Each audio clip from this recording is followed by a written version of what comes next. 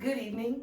My name is Malikah Brown, and today I will be presenting my research on access to education as a social issue in business environments.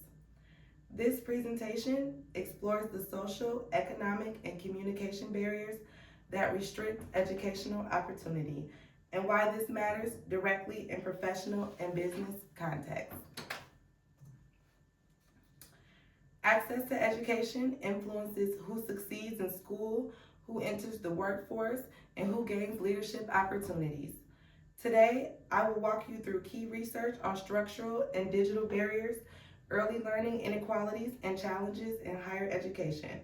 I will also explain why communication plays a central role in solving these issues and why educational access matters for building strong, diverse, and high-functioning relationships in the professional setting.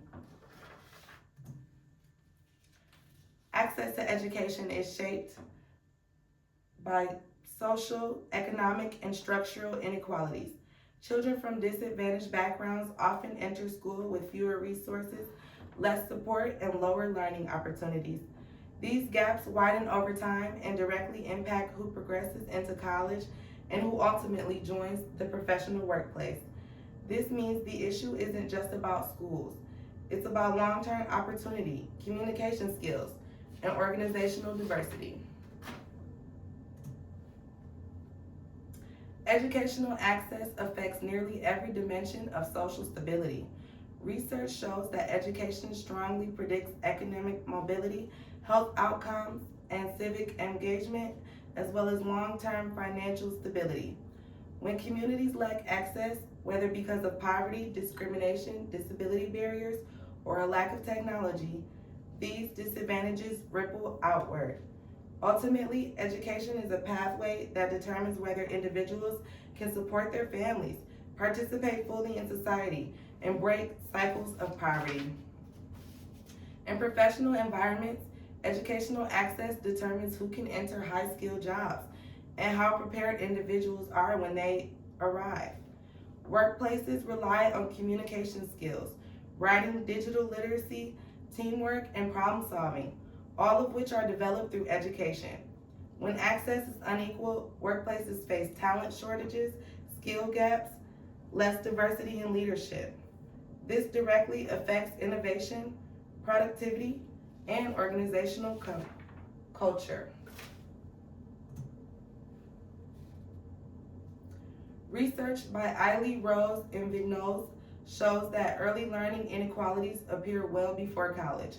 Children from low-income households often lack books, internet access, tutoring, or early childhood programs. Factors such as poverty, gender, ethnicity, and whether a child grows up in a rural or urban area strongly affects early academic performance. These disadvantages compound over time, reducing who reaches higher education later on. Gender expectations, cultural norms, and family responsibilities can limit educational opportunities, especially for women in certain communities. Ethnic minorities may face discrimination, language barriers, or curriculum that doesn't reflect their identity. Students in rural areas often attend schools with fewer qualified teachers, less technology, and limited early learning programs. These overlapping factors make access a structural issue, not a matter of individual effort.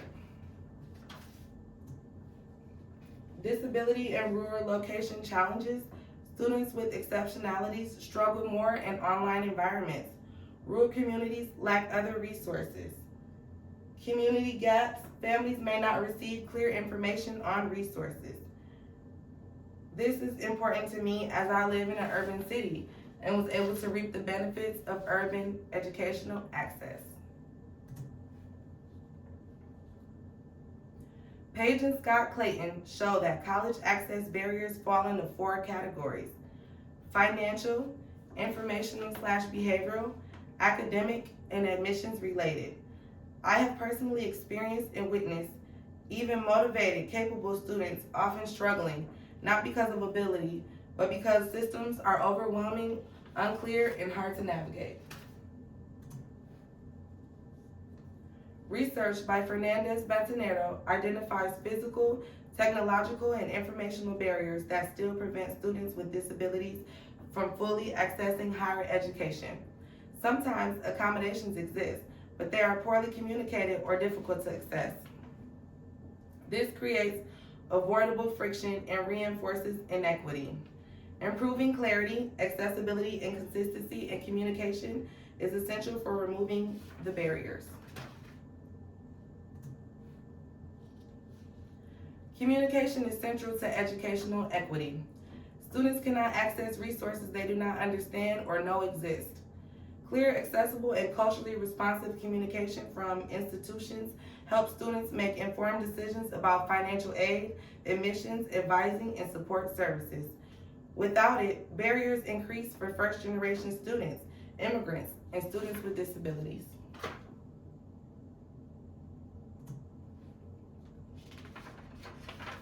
As education moves online, digital divides have become more visible. Mann, Lee, and Besnay found that students from low-income households struggle more in online learning. Students with exceptionalities face increased difficulty. Males on average show lower online course performance. These differences widen achievement gaps unless institutions create intentional support systems.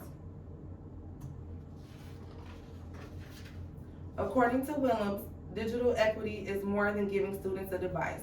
It requires high-quality digital content, training for teachers, digital literacy skill building, support for navigating online environments. Without these pieces, technology becomes a barrier instead of a solution.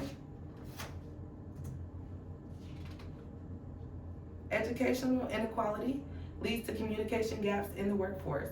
Employees who lack stable educational access may struggle with writing, presentation skills, professional email etiquette, or digital communication tools. Organization may then spend more time and resources on basic training. A workforce with unequal skills can also face misunderstandings, conflict, and inconsistent performance.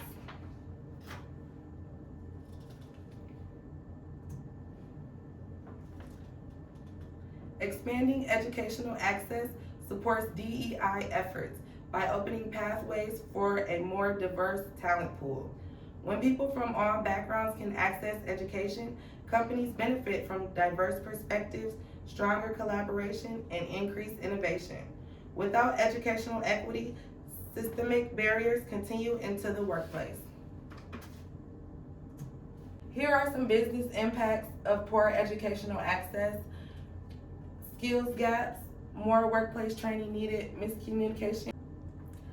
There is long-term economic impact on communities and employers for poor educational access. The workers are just not prepared for the workforce.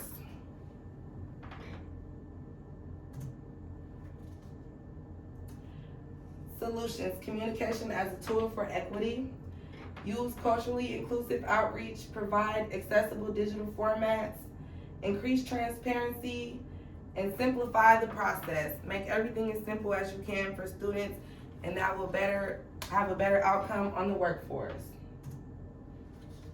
Strategies to improve policy and institutional change include creating a clear communication channel for students and parents.